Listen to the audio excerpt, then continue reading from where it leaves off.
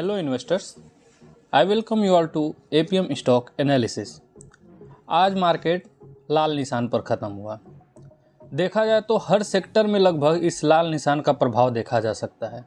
हमारे मार्केट के जो दो सबसे बड़े इंडिसेस हैं, जिसमें सेंसेक्स और निफ्टी 50 की बात करें तो ये दोनों मिड मार्केट के बाद अचानक से प्लंज होने लगे और प्लंज होते होते जैसा कि आप डाटा देख सकते हैं 354 पॉइंट सेंसेक्स गिर गया, जो कि पूरे सेंसेक्स के वैल्यू का 0.49% है। और वहीं अगर निफ्टी की बात करें तो जैसा कि आप स्क्रीन पर देख पा रहे हैं, निफ्टी 50 में भी 82 पॉइंट का गिरावट दर्ज किया गया। ये भी पूरे वैल्यू का, निफ्टी के पूरे वैल्यू का 0.38% है। तो जो हमारे मार्केट के सबसे बड़े इंडिसेस हैं, ये अचानक इतने ज़्यादा फाल क्यों लेकर आ गए, और एनर्जी सेक्टर जो कि इस समय बूम पर है उनको भी प्रभावित कर दिया इन दोनों इंडिसेस ने। इसके तीन मुख्य कारण हैं। चलिए एक एक करके तीनों पर बात करते हैं।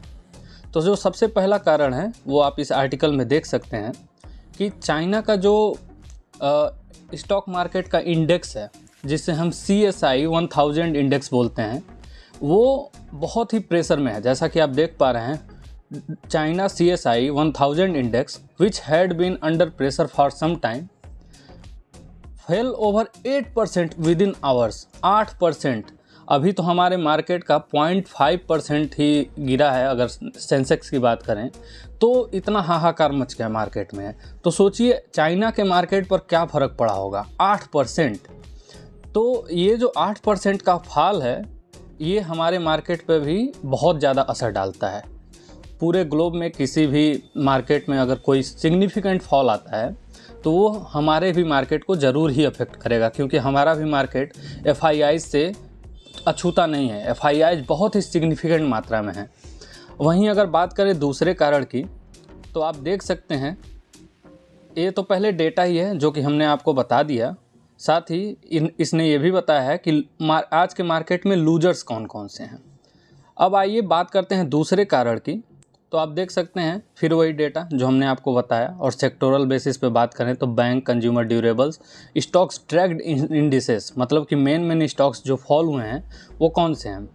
अब जो मेन दिक्कत आई है वो कहाँ से आई है? दिक्कत ये है कि आज जो डे था हमारा 5 फरवरी का, आज लोग एक्सपेक्ट कर रहे थे कि RBI अपना डेटा लेकर आएगा। जैसा कि आप देख पा रहे हैं यहाँ पे कि RBI हर साल रेट कट क्यूज लेकर आता है और इन्फ्लेशन ट्रेजेक्टरी लेकर आता है।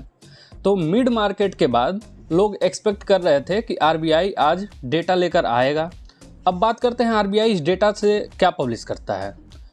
RBI इस डेटा में ये बताता है कि आने वाले समय में रेपो रेट क्या होगा, बैंक रेट क्या होगा, रिवर्स रेपो रेट क्या होगा, और इन्फ्लेशन कितना ज़्यादा बढ़ा है या घटा है, इसकी ट्रेजेक्टरी। साथ में भविष्य में भी इन्फ्लेशन कैसा रहेगा आने वाले, जो कि यहाँ पे आप देख सकते हैं एमिड पॉजिटिव ग्लोबल क्यूज। तो ग्लोबल लेवल पर बात किया गया है। तो ये दो जो सबसे मेन कारण हुए हैं, ये दो पिलर बने हैं आज हमारे मार्केट प्लंज के। साथ ही लोग ये एक्सपेक्ट कर रहे थे कि अगर हम पैसा पहले निकाल लेते हैं तो हम इन्फ्लेशन ट्रेजेक्टरी के मार से बच जाएंगे। साथ ही repo rate, reverse repo rate, इन सब चीज़ों के से ज़्यादा प्रभावित नहीं होंगे। लेकिन जैसे ही लोगों ने ऐसा सोचा तो उन्होंने जो पहला काम किया वो है प्रॉफिट बुकिंग।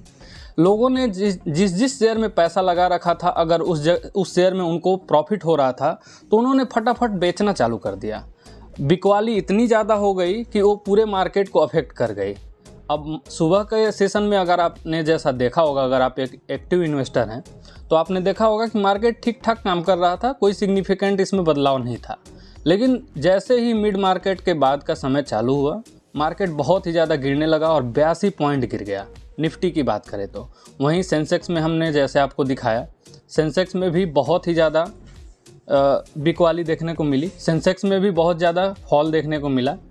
अब सेंसेक्स का अगर डेटा की बात करें तो यहाँ पे आप देख सकते हैं ओपन आज हुआ था 72,269 रुपये पर। साथ ही इसने लो लगाया 71,602, जो कि बहुत ही सिग्निफिकेंट हो जाता है। वो तो कहिए कि लास्ट में मार्केट थोड़ा मेकअप करने लगा खुद को। मेकअप करते करते मार्केट जैसा कि आप देख पा रहे हैं 71,731 पे बंद हुआ। आज बहुत ही ज़्यादा वॉल्यूम ट्रेड हो रहे थे और मैक्सिमम ट्रेड सेल में जा रहे थे, और सेल का प्रभाव आप स्क्रीन पर देख ही पा रहे हैं कि कितना ज़्यादा है। दोनों इंडिसेस काफ़ी ज़्यादा गिर गए और चाइना मार्केट अब कब उठेगा कोई कुछ कहा नहीं जा सकता उसके बारे में, क्योंकि इंडिया के लोग बहुत ही अभी न्यू हैं इस मार्केट में, चाइना के लोग बहुत ही ओल्ड हैं। तो जब प्रेशर है मार्केट पर तो बहुत ही ज़्यादा चांसेस हैं कि अभी और चाइना का मार्केट फॉल करे। आरबीआई के डेटा के बाद मार्केट बिल्कुल सही हो जाएगा। एपीएम स्टॉक एनालिसिस का एनालिसिस ये कहता है कि आप बिकवाली करने से बचें। आरबीआई के डेटा के बाद मार्केट फिर से हरे निशान में ट्रेड करेगा और मार्केट में काफ़ी ग्रोथ है और मार्केट ग्रोथ की मिसाल बनने वाला है। अगर ये सरकार दोबारा आती है तो जैसा कि हमने एक और वीडियो में प्रिडिक्ट किया था, सेंसेक्स 1 लाख के माइलस्टोन को टच कर देगा। साथ ही निफ्टी भी 25,000 को छू दे तो कोई अतिशयोक्ति नहीं होगी। इस तरह की जानकारी आप हमसे पाने के लिए हमसे जुड़े रहें। वीडियो में बने रहने के लिए धन्यवाद। जय हिंद दोस्तों।